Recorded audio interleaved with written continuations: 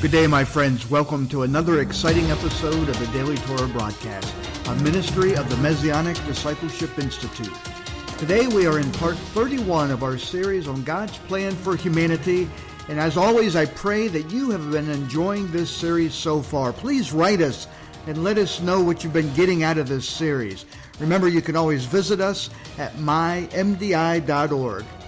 Yesterday, we started our discussions on the next step of God's plan for humanity, the Day of Atonement, and how sin and Satan must be removed before we can dwell together with both our Messiah and the Father and finally have true peace upon this earth. Today, we will journey deeper into the spectacular day and why we must afflict our souls on this day. As I said yesterday, Yom Kippur is unlike any other holy day, for it is the only day where we are called to afflict our souls or to fast, to deny ourselves food and water for 24 hours, to humble ourselves. It's a day of solemn rest. But why afflict your soul? Many look upon fasting as undesirable. Yet the purpose and the benefits of a good fast are widely known. A fast purifies the body. It removes the toxins and cleans out all the junk that has been accumulating in the cells of your body. When one has finished a fast, they are rejuvenated and refreshed. It is a perfect picture of being a spirit-filled being, not requiring food or water, living and existing in a state of holiness without sin.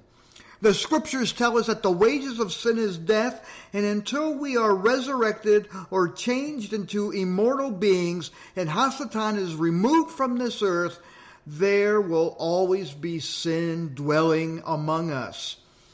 In the 16th chapter of Leviticus, this is beautifully portrayed how this will happen. It's important that we understand this chapter. Let's turn there now in Leviticus 16, starting in verse 1. The Lord spoke to Moses after the death of the two sons of Aaron, when they drew near before the Lord and died. And the Lord said to Moses, "Tell Aaron your brother not to come at all times into the most holy place within the veil, before the mercy seat which is on the ark, lest he die. For I will appear in the cloud on the mercy seat. Herewith shall Aaron come into the sanctuary, with a young bull for a sin offering and a ram for a burnt offering. He shall put on the holy linen coat, and he shall have the linen breeches on his body, and shall put on the linen sash, and he shall be dressed with the linen turban. They are the holy garments. He shall bathe his body in water and put them on.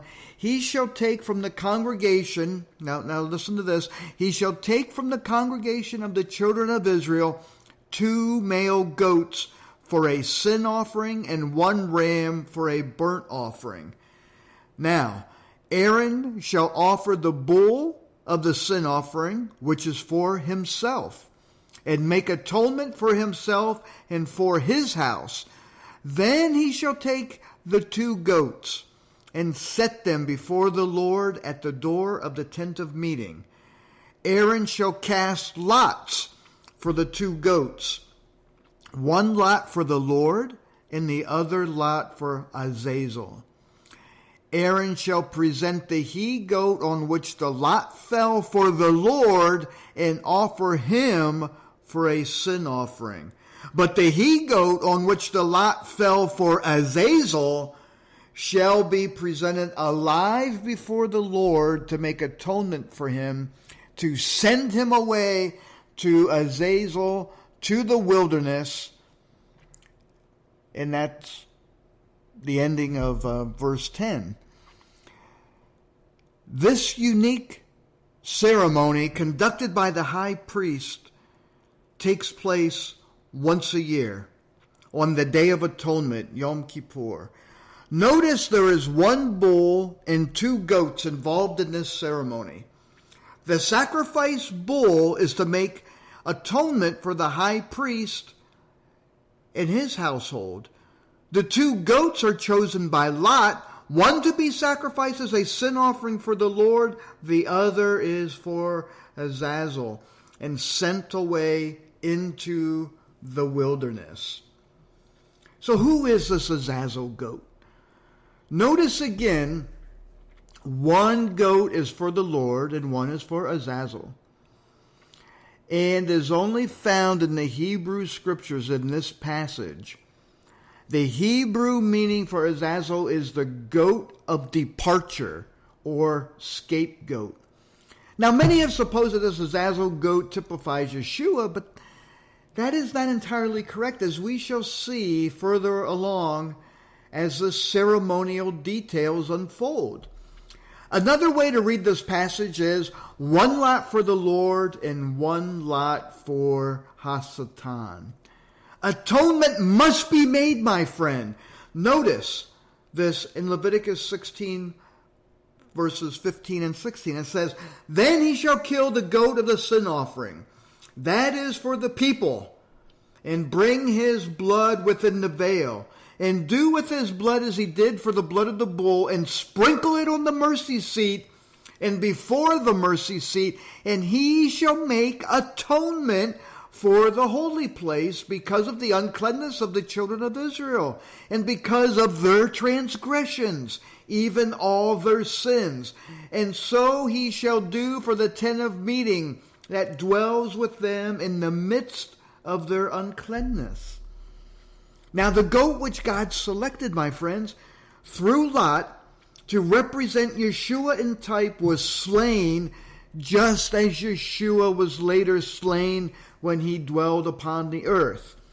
Peter brings this out in 1 Peter chapter 2, verse 24. He says, "The sins of the people were borne by the goat, even as Yeshua once for all bore our sins on the tree." Right there it is. Do you see it? Do you see it, my friends? Peter tells us exactly what this goat represents. The earthly type of God's throne was the mercy seat in the Holy of Holies. After Yeshua died, he went to the heavenly mercy seat, interceding for us as our high priest.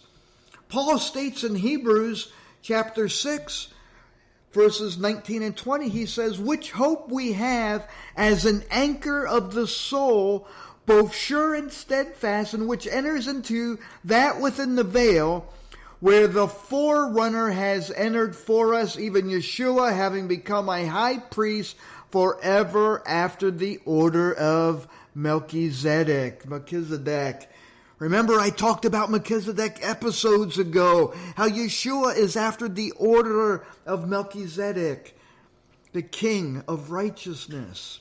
When the high priest took the blood within the veil to the mercy seat, typified the risen Yeshua, figuratively taking his blood once for all within the veil to the very throne of God in heaven, there to intercede for us as high priest.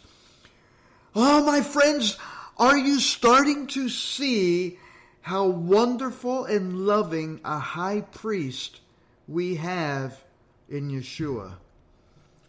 Now, tomorrow, my friends, we're going to go a little deeper, and we're going to go further into our understanding of this vitally important topic. So until then, remember to share this on your social media and friends and families. Help us get this word out. Partner with us if you feel so led. Partner with us on this journey. Remember to visit us on mymdi.org. You can click on the giving menu option. Check out our free online classes that we have there. We're going to be adding more and more as time goes on. And so the fall holy days are now upon us, right? Are you ready for them? I hope that you are. I hope that you are ready. I hope that these messages that you've been listening to, and if you're not listening to them as the fall holy days are coming upon us, maybe you're catching them later, use them again when the time comes, when the holy day seasons come along. Go through these messages. So I hope they have blessed you. Drop us a line and let us know. Until tomorrow, my friends, Shalom Aleichem, peace and blessings to you all.